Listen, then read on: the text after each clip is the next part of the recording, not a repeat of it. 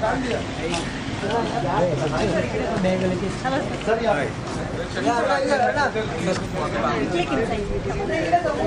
जी sir आइए ना, विनोद जी इधर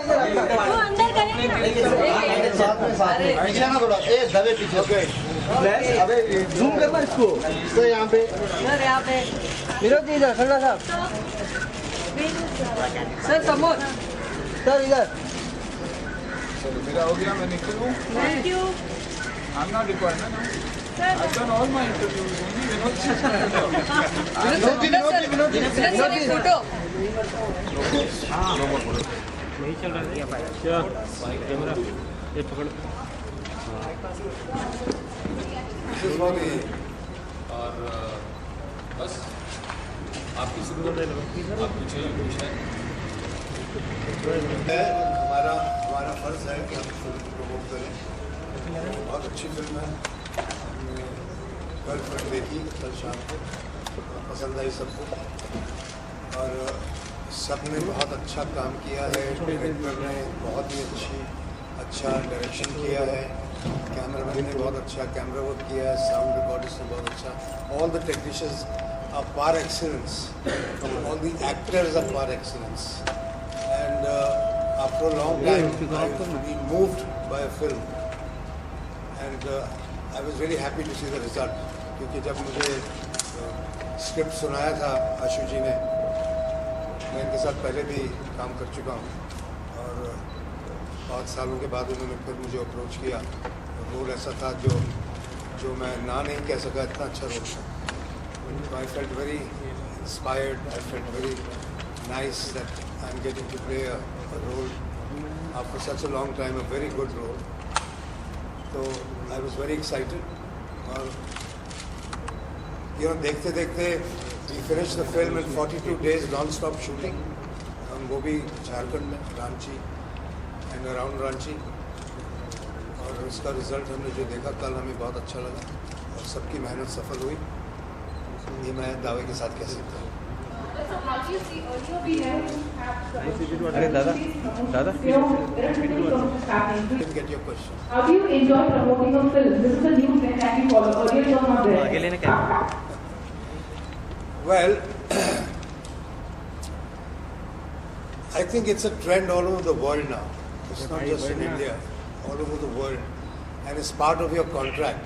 It's there that you will be giving a certain asked to promote the film and come for the press conference.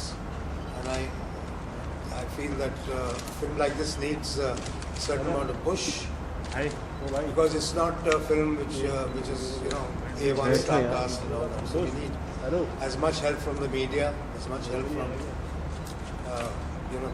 everybody, the critics and the channels, the print media, that they can at least bring this into prominence and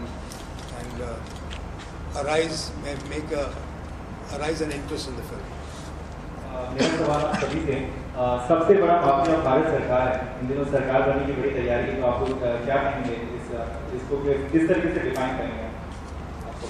sir पहले अच्छा विनोद जी, मुझे आप शायद सबको जानकारी नहीं है इस बात की कि coal mafia is the oldest mafia of this country. ये बाद में गोल्ड माफिया आया, दूसरे ड्रग माफिया आया, ये सबसे पुराना माफिया है जो 200 साल से चल रहा है। और इसका जिक्र ज़्यादा नहीं करते थे क्योंकि it was first in the private sector, और बाद में जब नेशनलाइज हुआ तो फिर इसकी बातें उभर के आने लगी। लेकिन अब भी कंट्रोल जो है वो, क्योंकि भारत सरकार का है, कोल माइंस पे उन्होंने नेशनलाइज कर दिया था, तो अभी भी कंट्रोल भारत सरकार उन्हीं लोगों के साथ मिलजुल के काम कर रही है जो कि ड्रग माफिया के लोग थे, जो कि कोल माफिया के लोग थे। मैं कहूँगी आने वाली जो सरकारें होंगी तो उनसे क्या उम्मीदें हैं आपको कि यार ये जो सारी माफिया वो खत्म हो? आपसे भी सवाल होगा, लेकिन चले आप सभी से नहीं, I think there's already a big issue in front of the country about the Colgate scam. तो अभी तक वो उसका खुलासा हुआ नहीं है, लेकिन obviously there are certain areas अभी तक जिनको गवर्नमेंट ठीक से कंट्रोल नहीं कर पाई। And one of the areas is the coal mining. तो वहाँ पर काफ़ी सारे ऐसे लोग हैं जो अपने इन्फ्लुएंस से कॉन्ट्रैक्ट्स ले जाते हैं माइनिंग के। तो ये सारी चीज़ें खुलासा होगा, इस पर पाबंदी लगाई जाएगी। मुझे पूरी उम्मीद है कि आने वाली सरकार जो है उसको पूरी तरह से इसमें इंक्वायरी करेगी और इसको एक सही सिस्टम में लाएगी। मेरा नज़रिया तो ऐसा है ना कि वो जो लाइन लिखी है उस लाइन के नीचे किरदार का नाम लिखा है जो ये बोलता है। अब वो किरदार जो है वो फिल्म में माफिया है, कोल माफिया का चलाता है। उसको धर दबोचने की कोशिश जो है वो सरकार करती है, तो उसको लगता है कि मेरे से बड़ा माफिया कोई और है। तो ये उसका उस किरदार का नज़रिया है जिसमें उसको लगता है कि चोरों को पुलिस वाले चोर नज़र आते हैं, तो उसका मतलब ये नहीं कि पुलिस वाले हर बार चोरी होते हैं।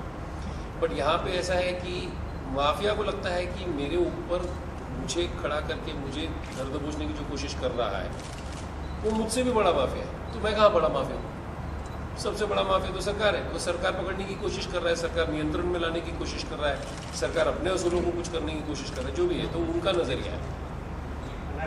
कुर्सी का खेल बहुत तेजी से है देश में, तो कुर्सी का खेल भी बड़ा तेजी से चल रहा है देश में। कहाँ पाते हैं आप इस वक्त में देश को, क्या बदलाव चाहते हैं? 16 तारीख को आपको मैं 17 ऑडियो अरे दादा मुझे पता होता तो शायद मैं वहाँ बैठा रहता और ये डिसाइड करता। लेकिन हम सब जानते हैं कि हम सब बदलाव चाहते हैं।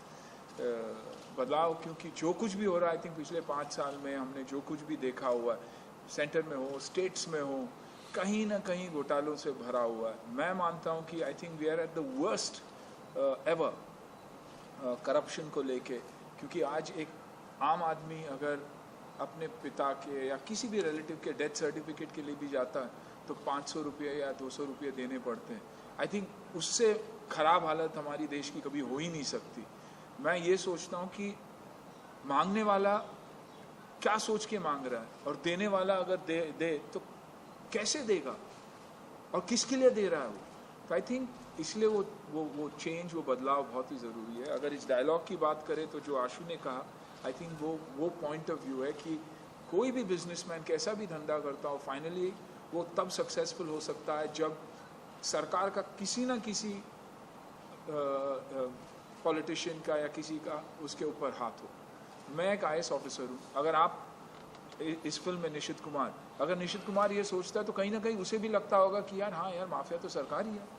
क्योंकि जब मैं बदलाव लाने की कोशिश कर रहा हूँ, शांति बहाल करने की कोशिश कर रहा हूँ एक इलाके में, तो मुझे ट्रांसफ़र किया जाता है। और जबकि सुप्रीम कोर्ट ने कहा कि 3 साल कम से कम आपको एक इलाके में रहना ज़रूरी है ताकि वो एक्चुअली उस इलाके को समझ सके और काम लेके आ सके। तो I think I am that voice of that bureaucrat who believes कि हमें हमारा 3 साल दे दो, हम बदलाव लाएंगे। क्योंकि कहीं ना कहीं उतनी ही इन्वॉल्वमेंट ब्यूरोक्रेट्स की है देश चलाने में।